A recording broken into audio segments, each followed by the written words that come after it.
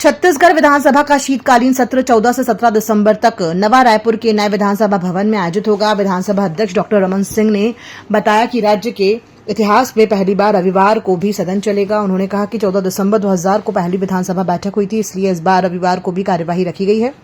अब तक 25 वर्षों में 76 सत्रों में 773 बैठकें और 3456 घंटे 19 मिनट की कार्रवाई हो चुकी है। सत्र में कुल 4 बैठकें होंगी।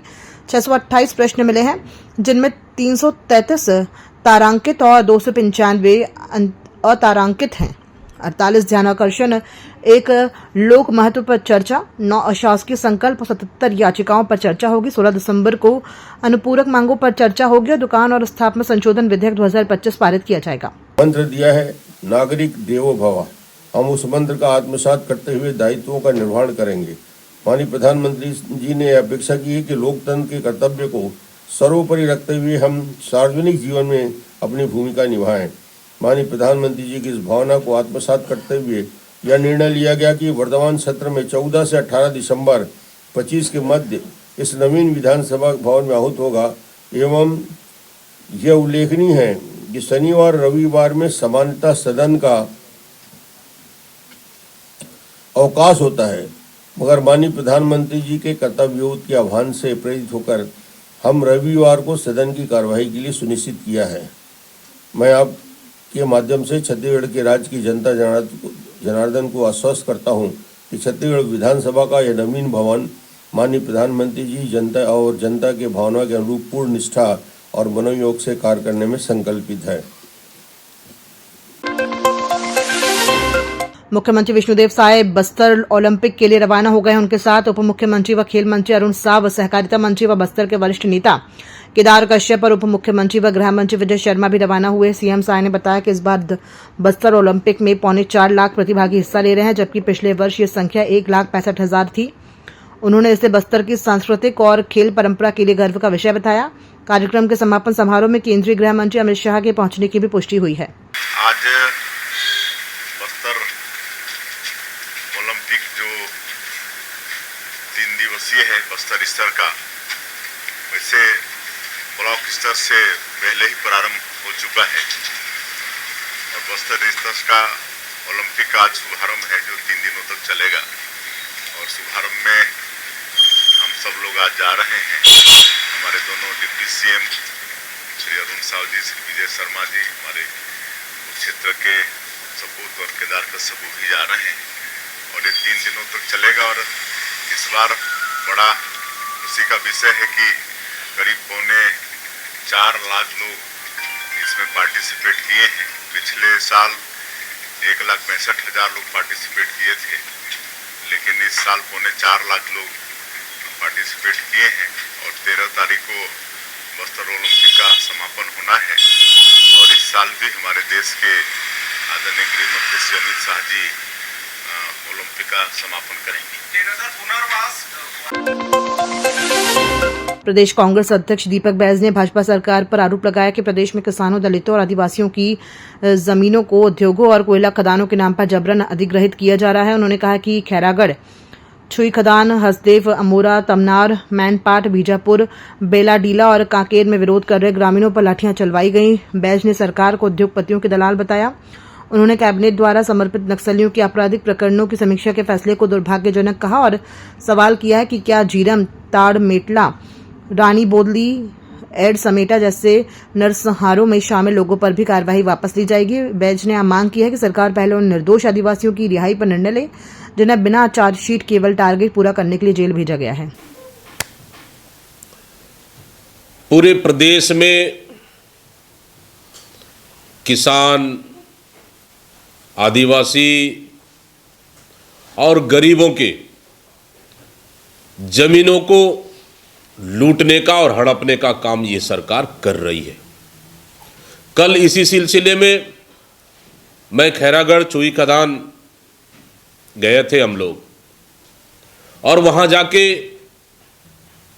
उन प्रभावित किसानों से मिले जहां श्री सीमेंट फैक्ट्री सरकार ने लगाने के लिए अनुमति दे दिया है और 404 हेक्टेयर भूमि अधिग्रहण करना है।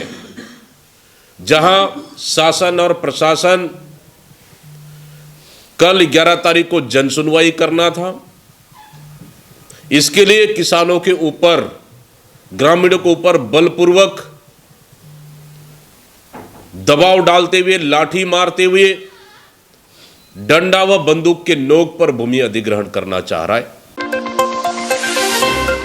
गरियाबंद जिले के देवभोग ब्लॉक के बागगोड़ा गांव में एक युवक ने फांसी लगाकर आत्महत्या करी। मृतक का नाम यशवंत ध्रुव है, जो 5 बहनों में इकलौता भाई था। जानकारी के अनुसार यशवंत बुधवार सुबह 10 बजे घर से निकला था और देर रात तक नहीं लौटा। 11:30 से 12 बजे के बीच उसने अपने मोबाइल पर sorry all of you status डालने के बाद घर से लगभग 1 किलोमीटर दूर खेत में फांसी लगा ली। आज सुबह मॉर्निंग वॉक पर निकले ग्रामीणों ने उसे पेड़ से लटका देखा और पुलिस को सूचना दी। मामले की जांच जारी है। प्रदेश कांग्रेस अध्यक्ष दीपक बैस ने कहा कि पुलिस आरक्षक भर्ती प्रक्रिया में घोटाला हुआ है। इस बात को कांग्रेस पार्टी और अभ्यर्थी लगातार उठाते रहे हैं। अभी जब परिणाम घोषित हुए हैं, उसके बाद घोटाले की पुख्ता सबूत सामने आ रहे हैं। एक ही क्रमांक के 33 अभ्यर्थियों के आवेदन सामने आए हैं, वे सभी चयनित किए गए हैं। एक अभ्यर्थी को लिखित परीक्षा में 39 नंबर मिला है, उसका चयन हो गया है। शारीरिक परीक्षा का पूर्णांक 100 नंबर का है। यदि उसे शारीरिक परीक्षा में 100 में से 100 मिला होगा तो भी उसका कुल अंक 139 ही होगा, जबकि 143 नंबर वाले चयन नहीं हुआ। लिखित परीक्षा का नंबर सार्वजनिक हो सकता है तो शारीरिक परीक्षा का नंबर क्यों नहीं जारी हुआ? दोनों मिलाकर प्राप्तांक क्यों नहीं जारी किया गया है? सरकार भर्ती परीक्षा में घोटाले कर युवाओं के सपने बेच रही है। पुलिस आरक्षक ही नहीं, फॉरेस्ट आरक्षक, RI परीक्षा सहित अनेकों परीक्षाओं में भाजपा सरकार ने घपले करवाए हैं। कल परसों से 2 दिनों से जो पुलिस, पूरे प्रदेश में पुलिस के आरक्षक भर्ती का रिजल्ट आया है, तब से प्रदेश के युवाओं में जबरदस्त आक्रोश और गुस्सा है। वो इसलिए क्योंकि इस सरकार ने इस पुलिस भर्ती में भी फिर से बड़ा घोटाला किया है। अपने चहेते, अपने मनपसंद और लेन देन कर इस आरक्षक भर्ती को फेयर करने के जगह इन्होंने पूरी तरह से धांधली की है। ये मैं नहीं, प्रदेश के युवा कह रहे हैं और प्रदेश कांग्रेस कमेटी भी कह रही है। वो इसलिए क्योंकि जब प्रदेश के हजारों लाखों युवा जब चयन के लिए मापदंड में खरे उतर रहे हैं, लिखित परीक्षा होता है, उसका रिजल्ट घोषित कर दिया जाता है, फिजिकल परीक्षा होता है, उसका रिजल्ट घोषित नहीं की जाती है, तो चयन किस आधार पर हुआ? आखिर सरकार क्या छुपाना चाह रही है? लिखित परीक्षा रिजल्ट का आ सकता है, लिखित परीक्षा का अंक घोषित किया जा सकता है, तो फिर शारीरिक मापदंड का परीक्षा का अंक क्यों नहीं, क्यों छुपाया जा रहा है? लिखित परीक्षा और शारीरिक मापदंड परीक्षा का अंक, दोनों अंकों को मिलाकर आखिर शासन और प्रशासन ने एक मेरिट लिस्ट जारी क्यों नहीं किया? अगर मेरिट लिस्ट जारी करता, मैं समझता हूं कि हम इस परीक्षा को फेयर मानते और युवाओं में भी आक्रोश नहीं रहता। लेकिन इस सरकार ने सिर्फ लिखित परीक्षा का अंक जारी कर,